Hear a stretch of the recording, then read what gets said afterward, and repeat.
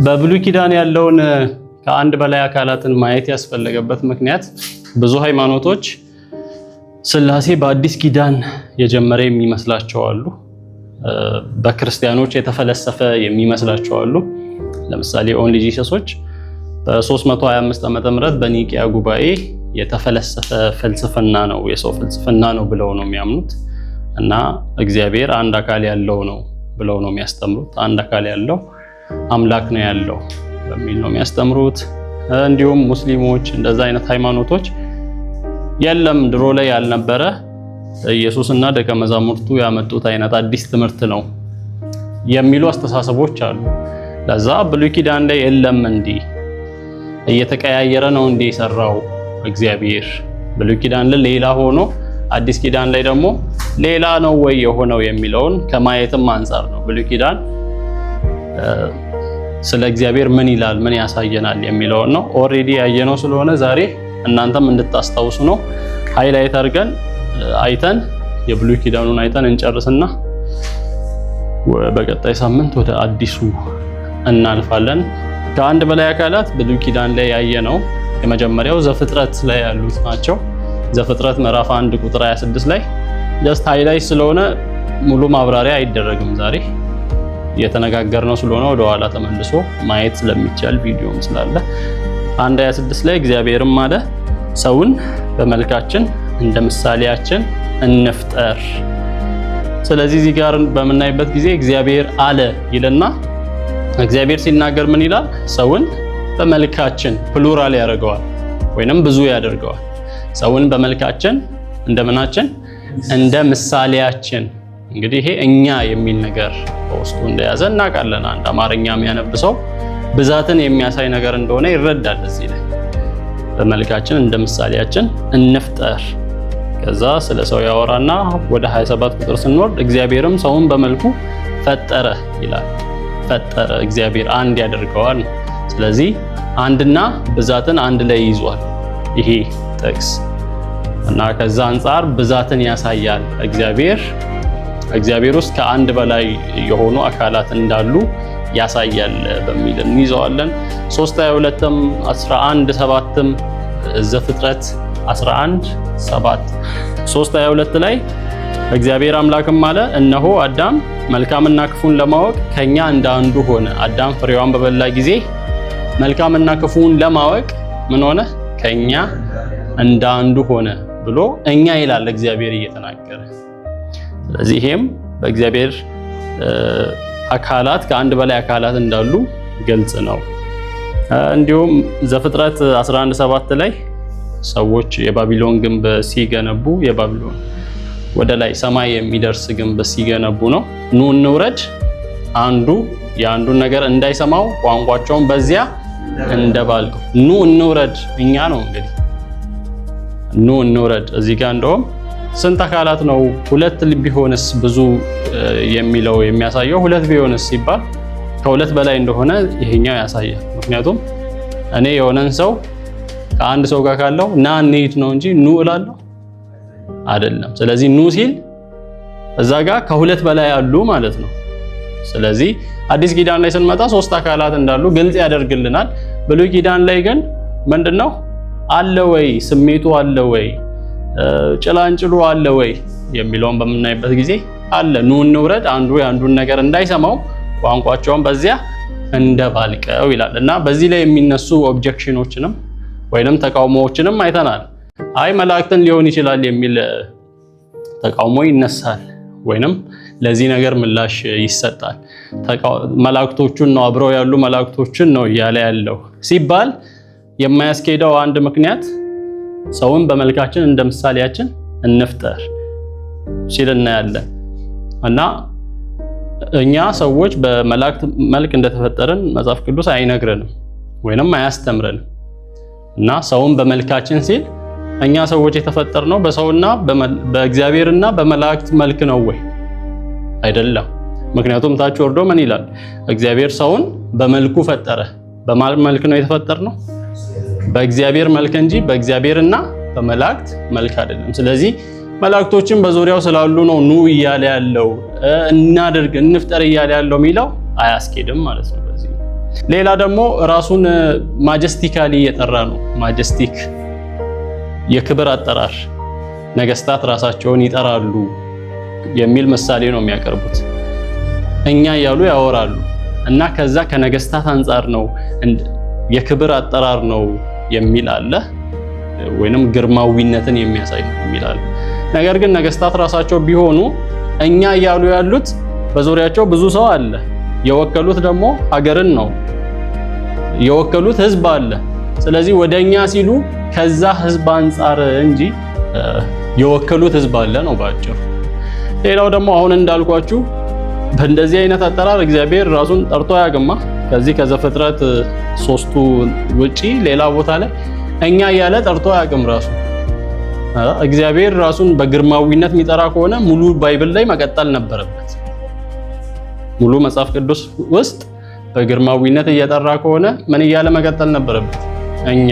ለምን አንድ ቦታ እንደዛ ጠርቶ አንድ ቦታ ዝም ማለት የለበትም። ግን እንደዛ አይደለም። በዛ ጊዜ በነበረው ሊትሬቸርስ ያልተለመደ ነው፣ በስነ ጽሁፉም ያልተለመደ ነው። ስለዚህ ብዙም የማያስኬድ እንደሆነ እነዛን ለማየት የሞከርነው ነው። ስለዚህ እነዚህ የሆነ ነገር ፍንጭ ይሰጡናል ነው ከአንድ በላይ አካላት እንዳሉ በእግዚአብሔር አካላት ውስጥ ወይንም ጋድ ሄድ ውስጥ። እግዚአብሔርም በሰዶም እና በገሞራ ላይ ከእግዚአብሔር ዘንድ ከሰማይ እሳትና ዲን አዘነበ ይላል። እግዚአብሔር ከማን ዘንድ? ይህንን ታሪክ ወደ ምዕራፍ 18 ዘፍጥረት ወደ ኋላ ተመልሰን ነው የምናገኘው። 3 ሰዎች ወደ እግዚአብሔር ወደ አብርሃም እንደመጡ አብርሃም እግዚአብሔር ተገናኘው ይላል። ከዛ 3 ሰዎች ቀና ብሎ ሲያይ 3 ሰዎች መጡ ወደሱ ይላል። ከዛ ተቀበላቸው፣ ምግብ ዋላቸው፣ አስተናገዳቸው ምግብ እና ሲያወራ አንዱ እንደ እግዚአብሔር ነው የሚያወራው እና የዛሬ ዓመት ወንድ ልጅን ትወልዳለህ፣ የዛሬ ዓመት በዚህ ጊዜ እመጣለሁ ይናገራል። ከ3ቱ አንዱ እግዚአብሔር ነው ወይንም የእግዚአብሔርነት ባህሪ ያለው ነው። 2ቱ ምዕራፍ 19 ላይ ስናይ ወደ ሰዶም ሄዱ ይላል እና የእግዚአብሔር መላእክት ይላቸዋል እነሱን 2ቱን እንደዛ ሲል፣ አንደኛው ግን ምንድነው የእግዚአብሔር ባህሪ ያለው እና በእውኑ ለእግዚአብሔር የሚሳነው ነገር አለን? ሳራ ለምን ሳቀች? የዛሬ ዓመት ወንድ ልጅን ትወልዳላችሁ፣ ልጅ እሰጣለሁ፣ እንደዛ አይነት ነገር ያወራል። ምዕራፍ 18 ስናይ አነጋገሩ የእግዚአብሔር አይነት ነው። በኋላም ደግሞ ይከራከራል። እነሱ 2ቱ ሰዎች ወደ ሰዶም ሊያጠፉ ከሄዱ በኋላ ማንቀረ እዚህ ጋር ከአብርሃም ጋር እየተነጋገረ እግዚአብሔር ይነጋገር ነበርና አታጥፋቸው፣ 50 ሰው ቢኖር 40 ሰው ቢኖር እያለ ከሱ ጋር ነው የተነጋገረ። ስለዚህ ይሄ የሚያሳየው እዚህ ጋር ያለው አካል ምንድነው? እግዚአብሔር እንደሆነ። ከዛ በኋላም እዛ በሰዶም ላይ እግዚአብሔር ከሰማይ ከእግዚአብሔር ዘንድ ይላል። እዚህ ጋር ያለው እግዚአብሔር አለ፣ እግዚአብሔር የተባለው አካል። እግዚአብሔርም በሰዶምና በገሞራ ላይ ከእግዚአብሔር ዘንድ ከሰማይ እሳትና ዲን አዘነበ። ይሄንን በአዲስ ኪዳን ስናይ ወልድ በምድር ይመላለስ ነበር፣ በሰማይ ማን አለ? አብ አለ። ስለዚህ ወልድ ከአብ ዘንድ ምን አዘነበ? እሳትና ዲን አዘነበ ብለን በአዲስ ኪዳን መነጽር ስናይ የሚገባል ነው። ብሉይ ኪዳን ላይም ቢሆን እግዚአብሔር ከእግዚአብሔር ዘንድ ይላል። ስለዚህ ከአንድ በላይ አካላት እንዳሉ ያሳየናል። ይሄንንም ሁኔታ ራሱ ሌሎች መጻሕፍቶች ላይ ተጠቅሷል። ይሄ ከሰማይ እሳትና ዲን የዘነበው አሞጽ 4:11፣ ኤርሚያስ 50:40፣ ኢሳያስ 13:17 ላይ ተጠቅሷል። ለምሳሌ አሞጽ 4:11 ላይ ምን ይላል መሰላችሁ? ሰዶምን እና ገሞራን እግዚአብሔር ወይንም ኤሎሂም እንደገለበጣቸው እንዲሁ ገለበጥኋችሁ ይላል። እዚህ ጋር ተናጋሪው እግዚአብሔር ነው። እየሰማችሁኝ ነው? ተናጋሪው ማን ነው? እግዚአብሔር ነው። ምን ይላል? ሰዶምን እና ገሞራን እግዚአብሔር እንደገለበጣቸው ይላል። የሚናገረው ማን ነው? እግዚአብሔር እንደገለበጣቸው ይላል። ሰዶምን እና ገሞራን እግዚአብሔር እንደገለበጣቸው እንዲሁ ገለበጥኳችሁ ይላል። አያችኋ? ሌላ አካል እንዳለ ያወራል ማለት ነው። ሌላ እግዚአብሔር የሆነ ወይንም አምላክ የሆነ አካል እንዳለ። ይሄኛው አካል እግዚአብሔር የሆነው አካል ሰዶምንና ገሞራን እግዚአብሔር እንደገለበጣቸው እንዲሁ ገለበጥኋችሁ፣ እኔ ገለበጥኋችሁ ይላል። ኤርሚያስ 50:40 ላይ ሰዶምንና ገሞራን በአጠገባቸው የነበሩትን ከተሞች እግዚአብሔር እንደገለበጣቸው ይላል። እግዚአብሔር እንደገለበጣቸው ይላል እግዚአብሔር እያለ እግዚአብሔር እያለ ይናገራል ነው። ስለዚህ አንዱ አካል ሌላኛውን አካል እንደዛ እየጠቆመ ያወራል ማለት ነው። ሌላው መዝሙር 110:1 ላይ በግልጽ እዚህ ጋር እግዚአብሔር ጌታዬን ጠላቶችህን ለእግር መረገጫ እስከማደርግልህ ድረስ በቀኜ ተቀመጥ አለው ይላል። ማንን? እግዚአብሔር ማንን? ጌታዬን። ዳዊት ነው እያወራ ያለው። እግዚአብሔር ጌታዬን እዚህ ጋር ያህዌ አዶናይን ነው የሚለው ዕብራይስጡ። ያህዌ ማንን? በአዲስ ኪዳን ስንመጣ አብ ወልድን ነው። ሁለት አካላት አሉ አይደል? እዚህ ጋር አብ አለ እግዚአብሔር የተባለው፣ ወልድም ምንድነው? ጌታ ነው። ወይንም ጌታ የሚያሳየው አምላክነትን ነው፣ መለኮትነትን ነው የሚያሳየው። አይ ጌታዬ የተባለው እንግዲህ ወልድ የሚለውን ስጋው ብቻ ነው ብለው የሚተረጉሙ የኦንሊ ጂሰስ መምህራን አሉ። ወልድ ማለት ምን ብቻ ነው? ስጋው ኢየሱስ የለበሰው። ኢየሱስ አብም ወልድም ነው ይሉና ወልድ ስጋው ነው፣ አብ ደግሞ ውስጡ ያለው አምላክነቱ ነው ይሏል። ስለዚህ ይሄ እግዚአብሔር ጌታዬን የሚለው አምላክ ስጋውን እንደማለት ነው በእነሱ አተረጓጎም። ስጋው ጌታ እየተባለ ነው። ጌታ ደግሞ መለኮት ነው፣ አያስኬድም ያ አተረጓጎም። እዚህ ጋር አይ ጌታዬ የተባለው ጌታ ነገስታትም ጌታ ይባላሉ አይደል እንዴ አይነት ነገር ነበር ሲተረጉሙ የነበሩ። ነገስታት ምን ይባላሉ? ጌታ ይባላል። የክብር ጌትነት ነው እንጂ አምላክነት አይደለም ነው የነሱ። ነገር ግን መጽሐፍ ቅዱስ ኢየሱስ ጌታ ነው ሲል የክብር ጌትነትን ነው እንደ እያለ ያለው። ኢየሱስ ጌታ ነው ሲል ራሱን ባዶ አደረገ። ፊልጵስዩስ 2:2 ላይ የክርስቶስ ልብ በእናንተ ዘንድ ይኖር፣ እሱ በእግዚአብሔር መልክ ምን ሲኖር ሳለ። በማን መልክ? በእግዚአብሔር መልክ ማለት እግዚአብሔር ሆኖ ሳለ ማለት ነው። ምክንያቱም ታች ወርዶ የባሪያን መልክ ለበሰ ይደለ?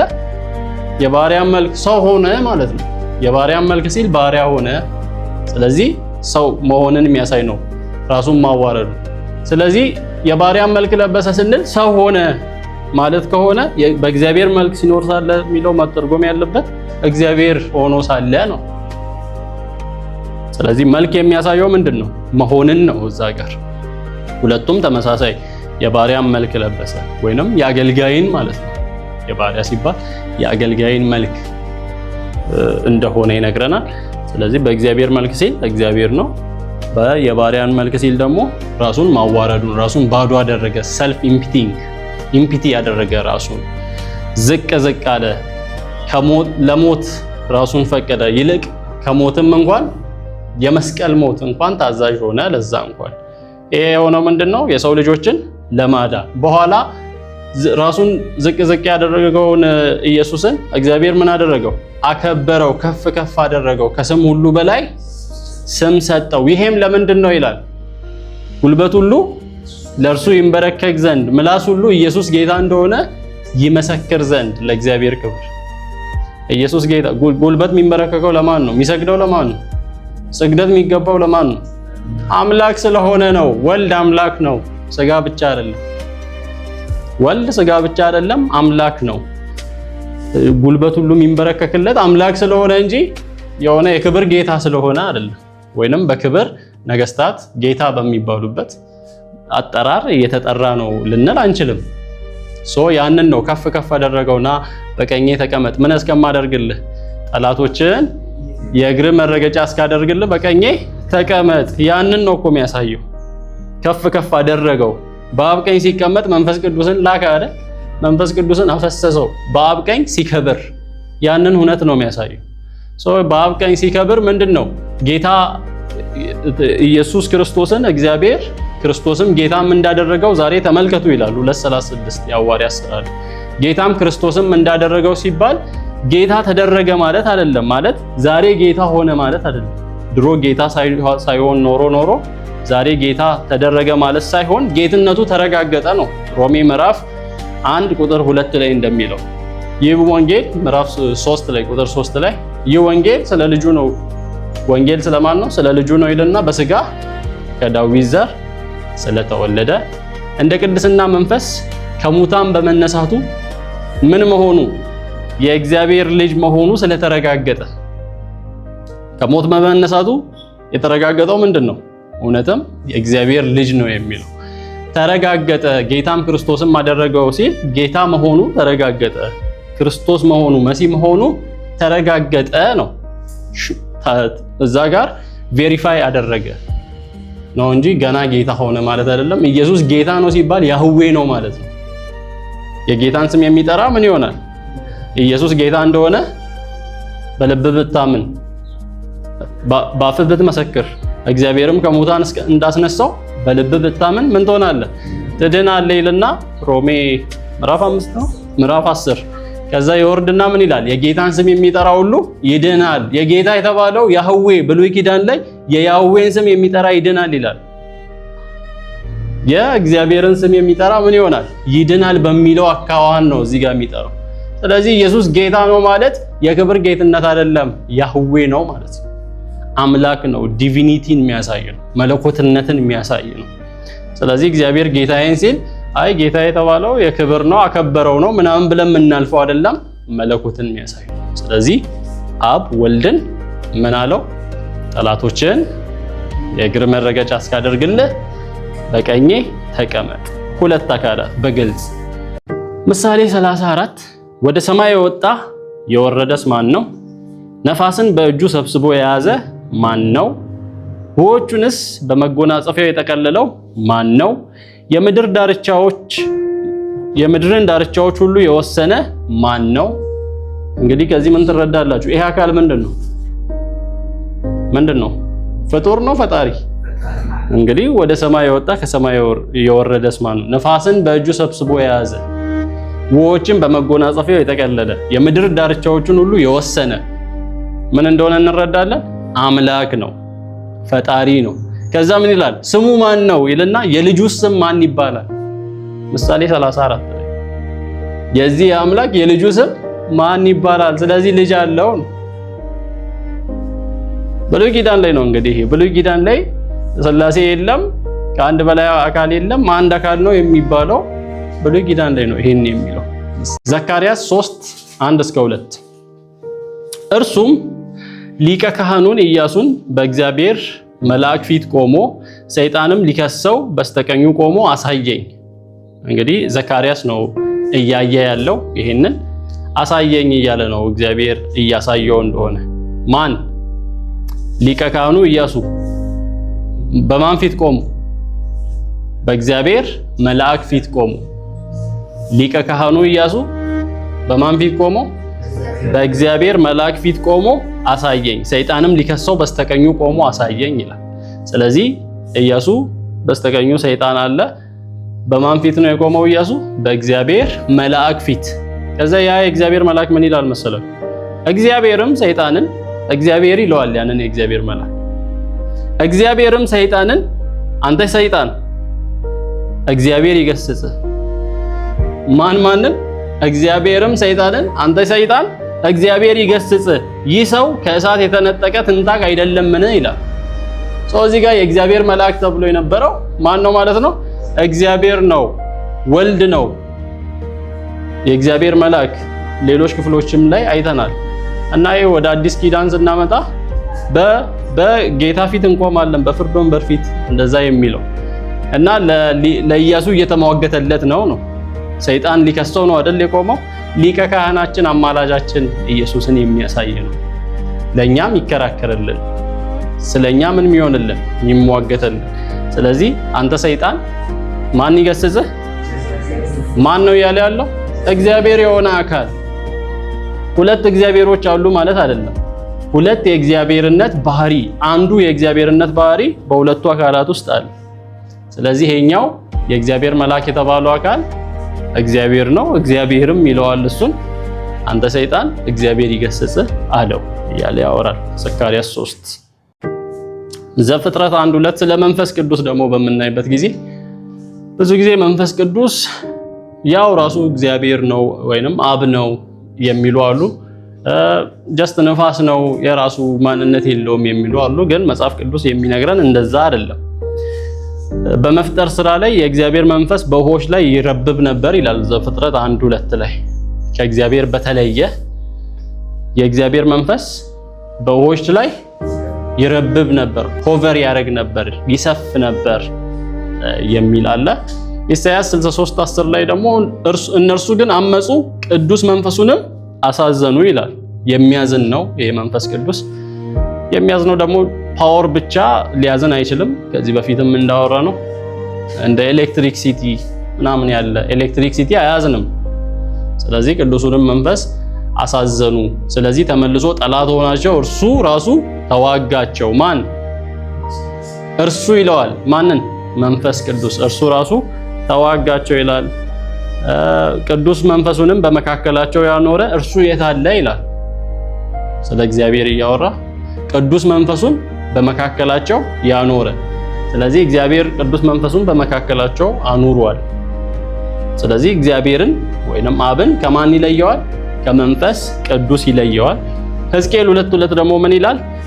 እርሱም ሲናገር መንፈስ ወደ ውስጤ ገብቶ በእግሬ አቆመኝ፣ ሲናገረኝም ሰማሁት። አቅም የሚሰጥ ነው። መንፈስ ቅዱስ መንፈስ በውስጤ ገብቶ ምን አደረገኝ? በእግሬ አቆመኝ እያለ ያወራል።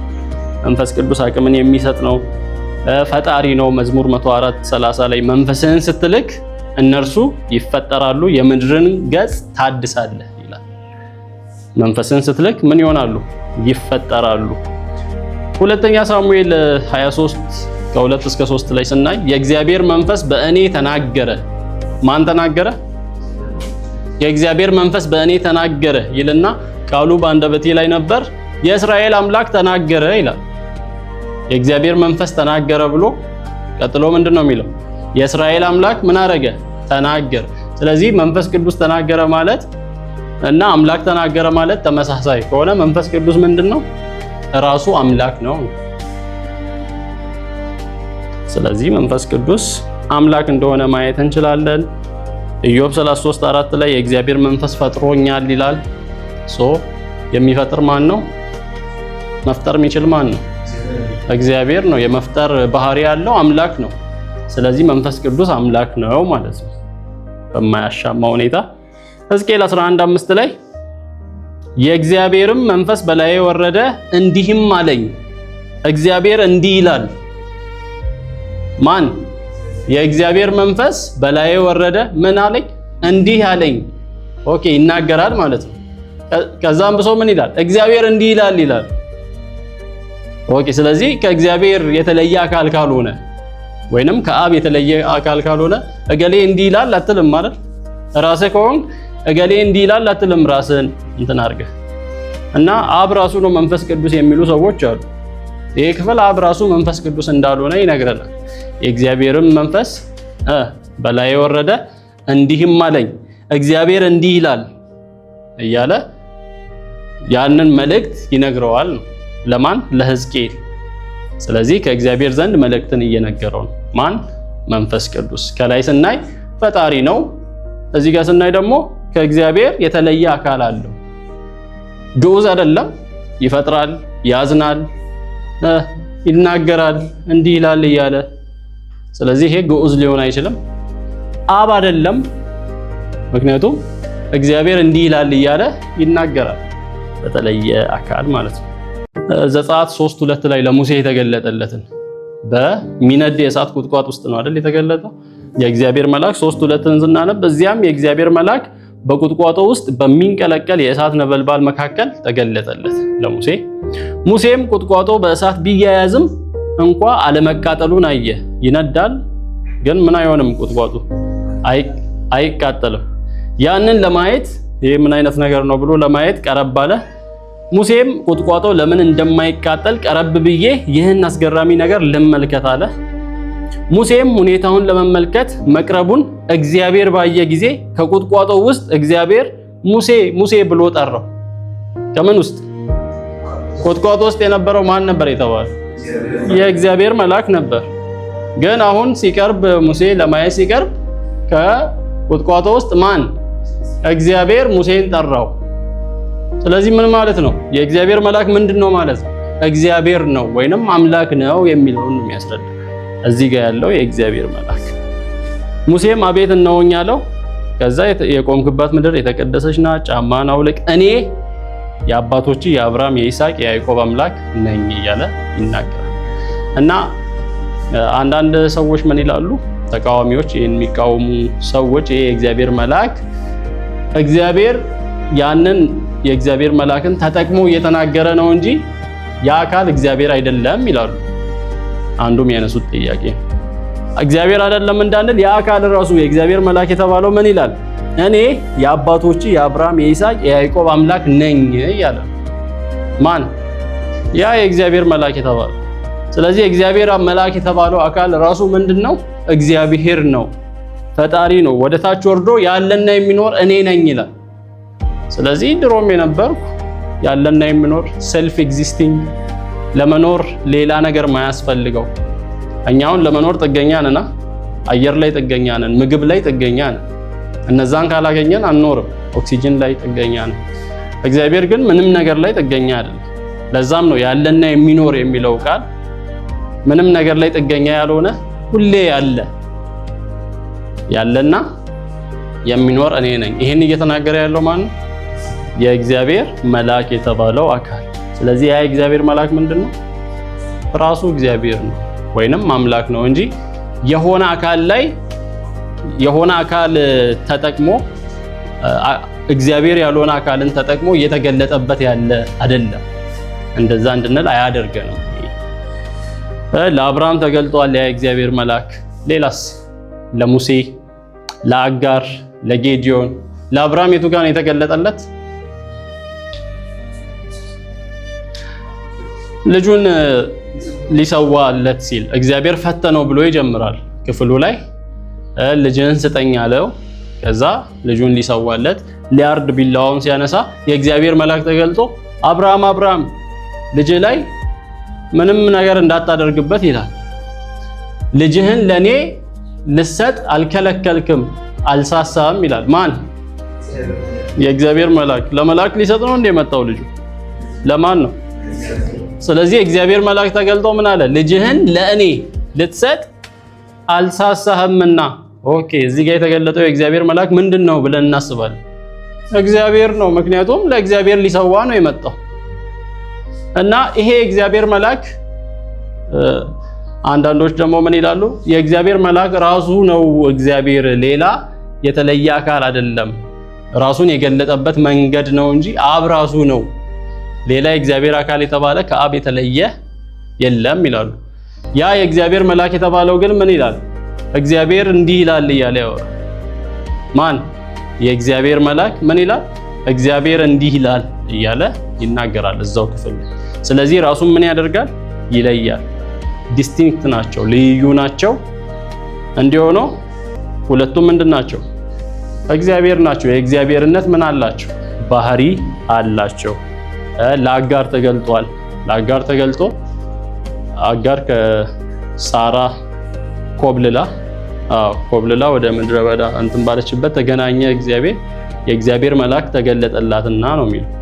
ከዚያ በኋላ ተመለሺ፣ እኔ እስማኤልን ምን አደርገዋለሁ?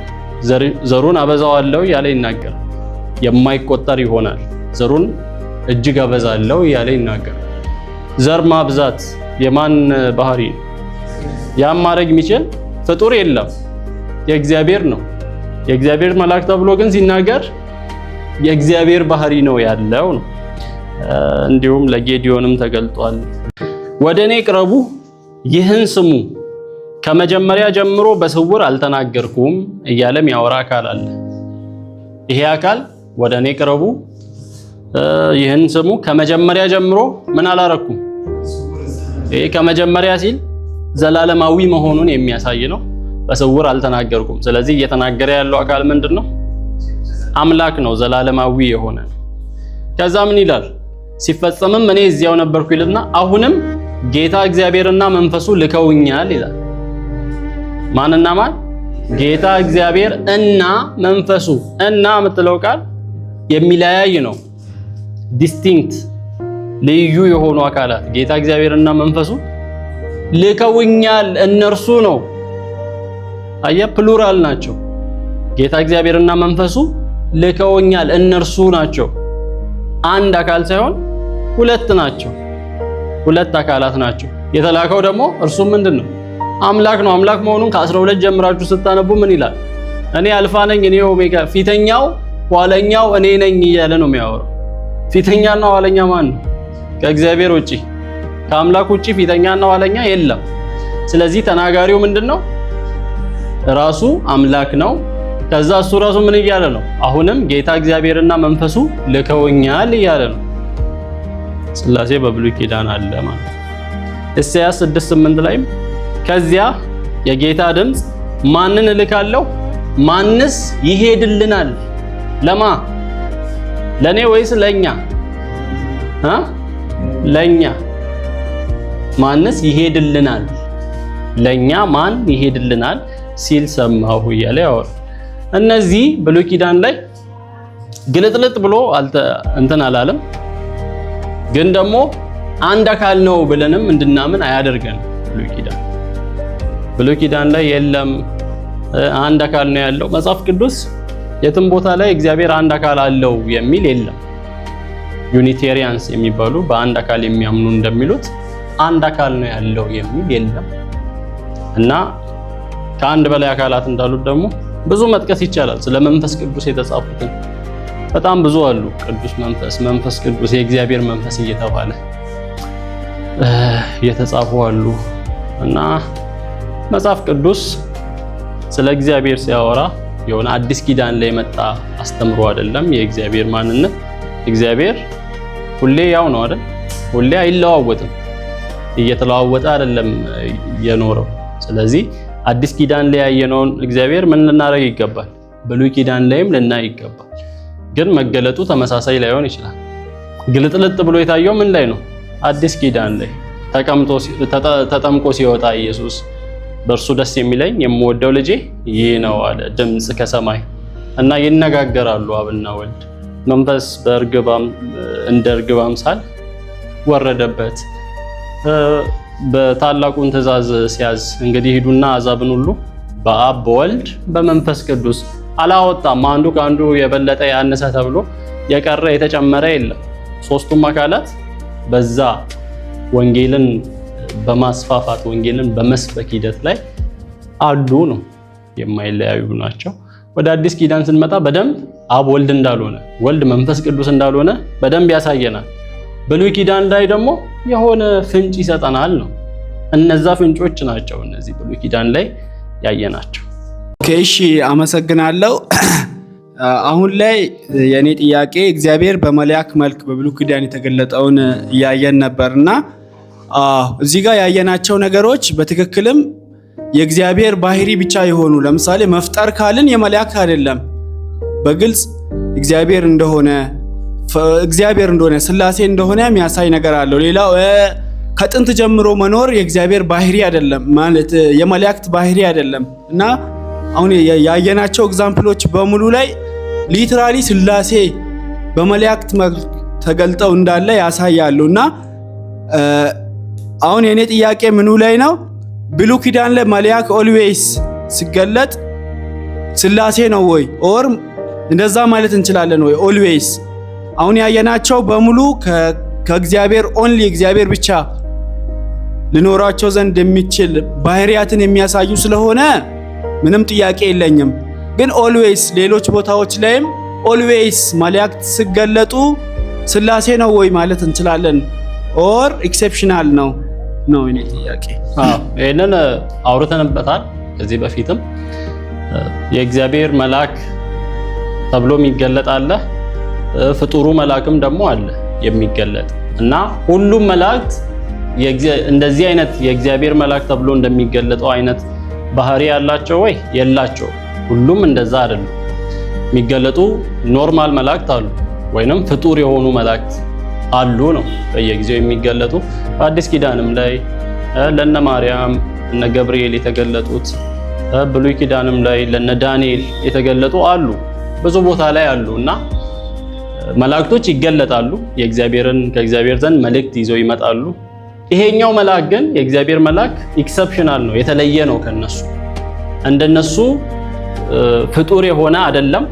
ስለራሱ ሲያወራ የእግዚአብሔርን መልክ ነው የምታየው በሱ ውስጥ፣ ወይንም እግዚአብሔር እንደነበረ ይባርካል። እግዚአብሔርነቱን የሚያሳዩ ወይንም አምላክነቱን የሚያሳዩ ባህሪያትን አውርተናል ከዚህ በፊት የመባረክ ስልጣን አለው። መስዋዕት ይቀበላል። መስዋዕት ጌዲዮን ለምሳሌ መስዋዕት ሰውቶለታል። እዛ ጋር መስዋዕትን የሚቀበል ነው፣ የሚሰገድለት ነው። እንደዛ አይነት ሲያወራ ያለና የሚኖር እኔ ነኝ ያህዌ የሚል ነው ራሱን፣ ወይንም ያህዌ እንደሆነ የሚናገር ነው፣ አምላክ እንደሆነ የሚናገር ነው። እግዚአብሔርነቱን የሚያሳይ ነገሮች አሉ። ሌሎች መላእክት ተገልጠው የማይሉትን አይነት ነገር ይላል ነው አምላክ መሆኑን እንጂ ሁሉም መላእክት ይሄ የእግዚአብሔር መልአክ ነው አይደለም። የእግዚአብሔር መልአክ የተባለው ዘ ኤንጅል ኦፍ ዘ ሎርድ ወይንም ዘ ኤንጅል ኦፍ ያህዌ የተባለው ከሌሎቹ ይለያል ከሚለው አንፃር ነው እንጂ እዚህ ጋር ሌላ ተመሳሳይ ጥያቄ የሚፈጠርባቸው ሰዎች ኢየሱስን መልአክ አደረጋችሁት አይነት ነገር ኮመንቶች ላይም እያነበብን ነበር። ፍጡር አደረጋችሁት አይደለም፣ እንደ ፍጡር መልአክ አይደለም። እዚህ ጋር የተባለው ዘ ኤንጅል ኦፍ ያህዌን ነው እያወራን ያለነው ወይንም ዘ ኤንጅል ኦፍ ዘ ሎርድ የእግዚአብሔር መልአክ ተብሎ ራሱን እንደ እግዚአብሔር አድርጎ ያቀረበው የእግዚአብሔርነት ባህሪ ያለውን ያንን መልአክ ነው እንጂ ያወራነው። መልአክ ማለት ደግሞ ክንፍ ያለው ሰማያዊ ፍጡር አይደለም። በነገራችን ላይ መልአክ የሚለው ቃል ራሱ ትርጉሙ አሁን የቃሉ ትርጉም እንትን ስለሚል እኛ የምናውቀው መልአክ ሲባል ጀስት ክንፍ ያለው ሰማያዊ ፍጡር ነው ትዝ የሚለን። ግን መልአክ ማለት መልአክ ከሚለው ከዕብራይስጥ ቃል ነው የመጣው። በዕብራይስጥ ቃሉ መልእክተኛ ማለት ነው ወይንም ተወካይ ማለት ነው። መልእክተኛ ማለት ደግሞ የሆነ መልእክት ይዞ የሚመጣ ማለት ነው። ስለዚህ ኢየሱስ ክርስቶስ የእግዚአብሔር መልአክ መባሉ ችግር የለውም። ለምን አዲስ ኪዳን ላይ እኔ በአብ ተልኬ መጥቻለሁ አይደል ያለው? ተልኬ ማለት መልእክት ይዤ ነው ማለት ነው። መልእክተኛ ነው መባሉ ችግር የለውም። መንፈስ ቅዱስም በአብ ተልኳል ነው የተባለው። ስለዚህ መንፈስ ቅዱስንም መልአክ ማለት እንችላለን። መልአክ ስንል ጀስት ክንፍ ያለው ሰማያዊ ፍጡር ብቻ እያሰብን ስለሆነ ትርጉሙ ግን ትክክለኛው ለምሳሌ ያዕቆብ ወደ ኤሳው መልእክተኞችን ሲልክ ወደ ኤሳው መልእክተኞችን ላከ የሚለው ቃል መልአክ በሚለው ነው የተተረጎመው። መልእክተኞች የሚለው ቃል ማለት ነው። እና መልአክ ማለት እነዚህ ሰማያዊ ፍጡራንን ላከ ሳይሆን ጀስት መልእክት ነው አይደል የላከው። ስለዚህ ያ መልአክ የሚለው ቃል ትርጉሙ መልእክተኛ ከሚል ነገር አንፃር ነው። ስለዚህ ኢየሱስ መልእክተኛ መባሉ ክፋት የለውም።